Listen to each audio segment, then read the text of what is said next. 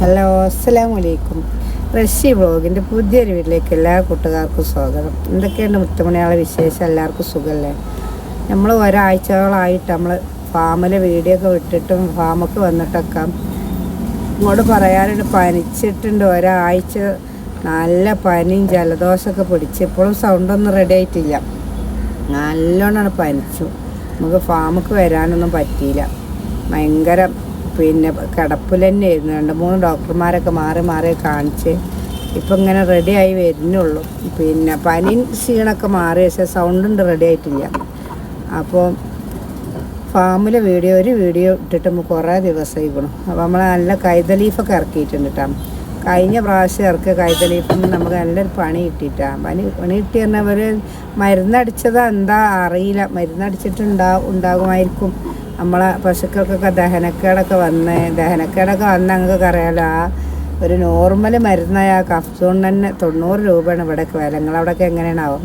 അപ്പോൾ 2 പ്രാവശ്യം ഡോക്ടർമാരെ കൊണ്ടുവന്നു.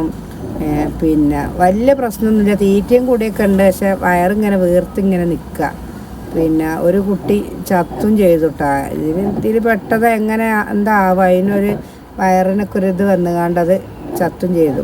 നമുക്ക് വന്ന് നോക്കാൻ അത്രയും എനിക്ക് തീരെ വയ്യാത്തൊരവസ്ഥയും. ഈ ചെനയുള്ളവർക്കൊക്കെ പേടിയാണ്. അങ്ങനത്തെ അസുഖമൊക്കെ വന്നാലേ തുടക്കത്തിലൊക്കെ ആകുമ്പോൾ ചെന അലസി പോകാനൊക്കെ സാധ്യത ഉണ്ട്. അപ്പോൾ ഏതായാലും അവർക്ക് വിളിച്ച് പറഞ്ഞ് തീറ്റമെന്ന് വന്നാൽ തന്നെയാണ് നമുക്ക് മനസ്സിലായത്. എങ്ങനെയാ വെച്ചാൽ ഇതിൻ്റെ കൂടെ വേറൊരു റൂട്ടറും കൂടി തന്നെ ഇറക്കിയിരുന്നത്. അപ്പോൾ ഓരിങ്ങോട്ട് വിളിച്ചു, പശുക്കൾക്ക് ഇങ്ങനെ ദഹനത്തിന് പ്രശ്നം എന്തെങ്കിലും ഉണ്ടാകുന്നൊക്കെ ചോദിച്ച്. അപ്പോൾ ഇക്കുറിയൊക്കെ നമ്മൾ നല്ലോണം പറഞ്ഞുകാണ്ടതിനാണ് നല്ല സാധനം കിട്ടുമെങ്കിൽ മതി, ഇല്ലെങ്കിൽ വേണ്ട എന്നൊക്കെ പറഞ്ഞുകാണ്ട് ഇറക്കിയത്. അപ്പോൾ നമ്മൾ 20 കെട്ട് വൈക്കോലും അതിൻ്റെ ഇടയിൽ കൂടെ ഇറക്കി. അപ്പോൾ ഇപ്പോൾ വന്ന സാധനമൊക്കെ നല്ല തന്നെയാണ് കേട്ടോ. 2 ദിവസമായിട്ട് ഒരു കഴിക്കുന്നുണ്ട്, കുഴപ്പമൊന്നുമില്ല. നല്ല നീരും ചോരയൊക്കെ ഉള്ള സൈസ് നല്ല ഫ്രഷ് ഐറ്റംസ് തന്നെ നമുക്ക് കിട്ടിയിരിക്കുന്നത്. അപ്പോൾ പശുക്കളൊക്കെ നല്ല ഹാപ്പി ആയിട്ട് ഇരിക്കുന്നുണ്ട്. ഇപ്പോൾ ഇവർക്ക് അസുഖം വന്നാൽ നമ്മളെ കുട്ടികൾക്കൊക്കെ എന്തെങ്കിലും അസുഖം വന്ന പോലെയാണ്. ഇന്ന് നമുക്ക് നല്ലൊരു സന്തോഷം ഉണ്ടായിട്ട് നമ്മളെ സബ്സ്ക്രൈബർമാരിൽ ഒരു ക്ഷീരകർഷക രാവിലെ തന്നെ വിളിച്ചൊരു 10-15 മിനിറ്റ് അങ്ങ് സംസാരിച്ചു. നമ്മളെ പ്രശ്നങ്ങളൊക്കെ ശരിക്കും മനസ്സിലാക്കുക നമ്മളെ ഈ മേഖലയിൽ പ്രവർത്തിക്കുന്നവർക്ക് തന്നെയല്ലേ. നമുക്ക് ഈ പണിക്കാരെ വെച്ച് നിൽക്കുന്നവർക്കൊന്നും വല്ലാതെ ഇതൊന്നും കിട്ടൂല. കുറച്ചെന്തെങ്കിലും കിട്ടിയാലായി തുടക്കത്തിലൊക്കെ.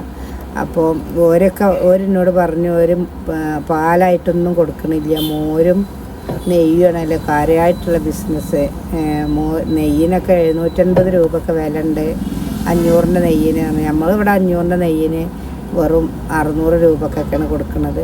അപ്പോൾ ഈ ഫാമും ഇതൊക്കെ ഉണ്ടായതുകൊണ്ട് അതിലും കുറഞ്ഞ വിലക്കൊക്കെ സാധനം കിട്ടാറുണ്ട്. അപ്പോൾ നമ്മളിവിടെ പാലിനും 14 രൂപ ഉള്ളൂ കിട്ടാം ഒരു ക്ലാസ്സിന്. നിങ്ങളവിടെയൊക്കെ എത്രയാണെന്നൊക്കെ നിങ്ങൾ കമൻസിലൊക്കെ പറയേണ്ടി. ഇവിടെയൊക്കെ ഒരുപാട് ക്ഷീരകർഷകരൊക്കെ ഉണ്ടായതുകൊണ്ട് ഇത്രയൊക്കെയാണ് പാലിന് വില ഉള്ളത്. അപ്പോൾ ആ കുട്ടി ഒക്കെ ചത്തുപോയി എന്നൊക്കെ പറഞ്ഞപ്പോൾ ഒരു വിഷമമുണ്ടായി. അപ്പോൾ ഇന്ന് രാവിലെ തന്നെ ഒന്ന് വന്ന് നോക്കിയതാണ്. ഇവിടെ ഉള്ളവർക്കൊന്നും കുഴപ്പമില്ല, പോകാനുള്ളത് പോവില്ലേ, നമുക്ക് വിരിച്ചതല്ലേ ഉണ്ടാവുള്ളൂ.